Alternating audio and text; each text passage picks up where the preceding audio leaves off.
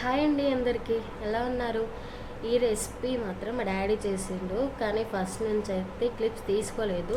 నిజానికి చెప్పాలంటే వీడియో తీసే ముందు నాకు చెప్పలేదు, ఎవరైనా చేయండి అని చెప్పేసి అనుకున్నారు, కానీ నాన్న చేస్తాడు అని చెప్పలేదు. సో ఫస్ట్ నుంచి వీడియో క్లిప్స్ అయితే యాడ్ లేదు ఇందులో. మధ్యలో నుంచి అయితే నేను చూశాను కాబట్టి వీడియో క్లిప్స్ అయితే తీసుకున్నాను. మా డాడీ మటన్ కర్రీ చేసినా కూడా సూపర్గా ఉంటుంది. బిర్యానీ కానీ, చికెన్ కర్రీ, మటన్ కర్రీ చాలా చాలా ఇష్టం మా నాన్న చేస్తే. అట్లనే అమ్మ చేస్తే ఇష్టం లేదు అనుకోకండి, అమ్మ చేస్తే కూడా. ఇప్పుడు రెసిపీ చూసేద్దామా. మా డాడీ అయితే ఆనియన్స్ అలాంటివి ఏది యూజ్ చేయలేదు.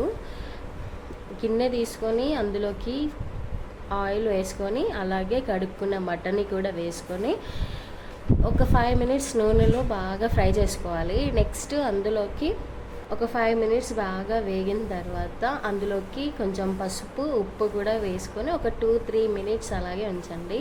కలుపుకొని ఉంచుకోండి. మళ్ళీ మెంతం కూర ఉంటుంది కదా, అది కూడా వేసుకొని కలుపుకున్న తర్వాత కాస్త ముక్క ఉడికినాక అందులోకి కారం, అల్లం వెల్లిపాయ పేస్ట్ అవన్నీ వేసుకొని ఒక 2 మినిట్స్ మిక్స్ అయ్యాక చింతపండు రసం కూడా పోసుకొని అది వేగిన తర్వాత నెయ్యి కూడా వేసుకొని ఒక 2 మినిట్స్ అయితే కలుపుకోండి. నెక్స్ట్ దించే ముందల కొబ్బరి పొడిని కూడా వేసుకొని ఒక 2-3 మినిట్స్ అలాగే ఉంచుకొని దించుకొని తినడమే. చాలా అంటే చాలా బాగుంటుంది.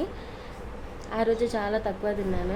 దించుకునే ముందల కొంచెం గరం మసాలా కూడా యాడ్ చేయండి.